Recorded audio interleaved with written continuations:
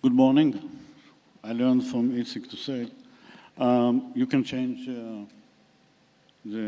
so we ran yesterday a cyber simulation. In this simulation, as you understood from the video, cyber attackers attacked the production site of Galaxy One. Galaxy One is a producer of vaccine of COVID-19. The attack created a type of destruction, but no signs, without any signs.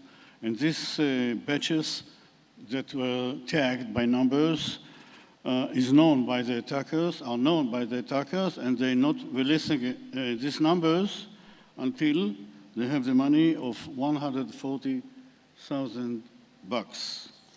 In this simulation, what we wanted to do, what you see here, it's in a moment, the dynamics between states. Here we have Israel, Germany, and UK. The dynamics of cooperation, the measure of cooperation between these states, and you will hear about it by Ram in a minute. The structure of the simulation was, we were running two rounds. First one was silent. The second was the tension between the public after the notification of the communication about this event, and this tension between the public and health authorities. It was a real, how can I say, interesting simulation run.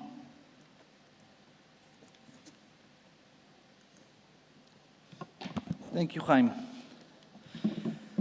So we have three groups of findings. The first group is the findings on the impact of the attack on public health.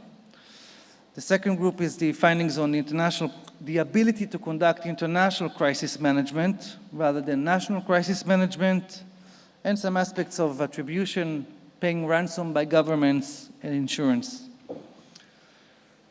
So the first thing is that once the hackers achieved what they wanted, it caused, at least in Israel, a 25% decrease in the vaccinated population, because 1 million people were affected and they received manipulated vaccines, and they needed to be vaccinated.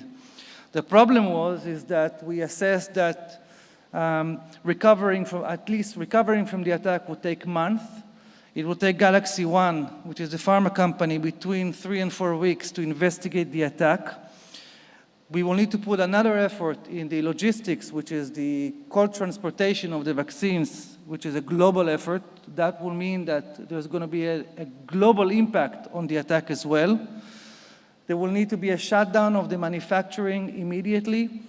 And if the FDA will reach the conclusion that the hackers have manipulated the production process, that will mean recertification of the manufacturing plant, and that can mean weeks and maybe even months.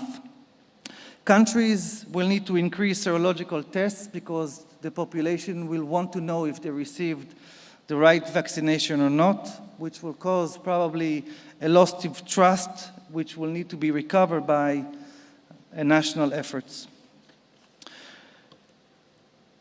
From an international perspective, we found that at least some of the nations were almost helpless in discovering the attack. They had very few tools to manage the crisis internationally, and insufficient cooperation between the industry, healthcare, and government, which is critical. We reached the conclusion that that even if we understand how we can manage a national crisis, an international crisis needs to be, at least the mechanisms needs to be agreed on and trained, because there is insufficient common language which needs to be examined. That will probably create some issues because of cultural and political differences. For example, who is leading the crisis management, which law enforcement agencies, what are the answers that governments get if they ask answers, which complicates the unified response which is needed in such in such a situation.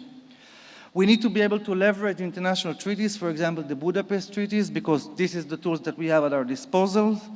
And it is vital to act against those hackers with those tools that we have. We don't have any other tools. One more thing is that we found that there is no clear cyber crisis playbook between pharma manufacturers and regulators that will support a rapid response. And this rapid response is critical because that will change the time that there's no vaccination from months to weeks. In terms of attribution, ransom, and insurance, first is the recovery required multidisciplinary team of experts, and they lack a common language. Medical people speak very scientifically. Cyber people tell stories. That's a big issue that we have in our community, and we need to fix that. The attack could lead, I don't know if you know, but after 9/11, most of the insurance companies invoked what is called a 7-day termination clause. That means that all the aviation industry had to rewrite the insurance clauses, the insurance policies that they have, otherwise they could not fly. We believe that such an attack would invoke the 7-day termination clauses on all policies in the pharma and logistics industry because it will create maybe a $50 billion in losses, and that's something that the insurance industry will not be able to pay.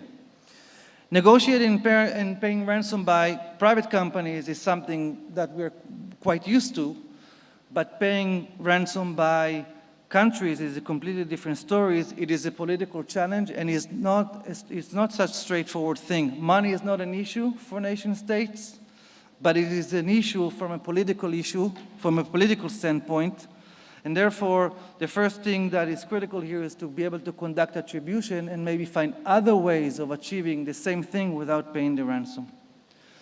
And the last thing is that we know how to deal pretty well, at least in Israel and in most European countries, with critical infrastructure. But this simulation raised the idea of what we call critical international infrastructure, and we need to be able to find ways how to protect and guide those according to multinational stakeholders and interests. That's it. I hope that you enjoyed the simulation yesterday, and thank you for listening to us. Haim, thank you very much, and of course, thank you for all the team, and thank you for Cyber Week.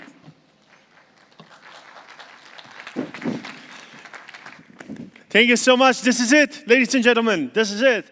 This concludes the first day. Tomorrow we're going to have an amazing, amazing day here. Please remember that we're going to have the Prime Minister arriving here early morning. That means that if you want to be at the beginning of the session, you have to come early. You will not be able to enter the hall while the Prime Minister is already here. Go out. There are drinks, probably maybe food. And thank you so much for coming, and for everyone watching us online, thank you. See you all tomorrow.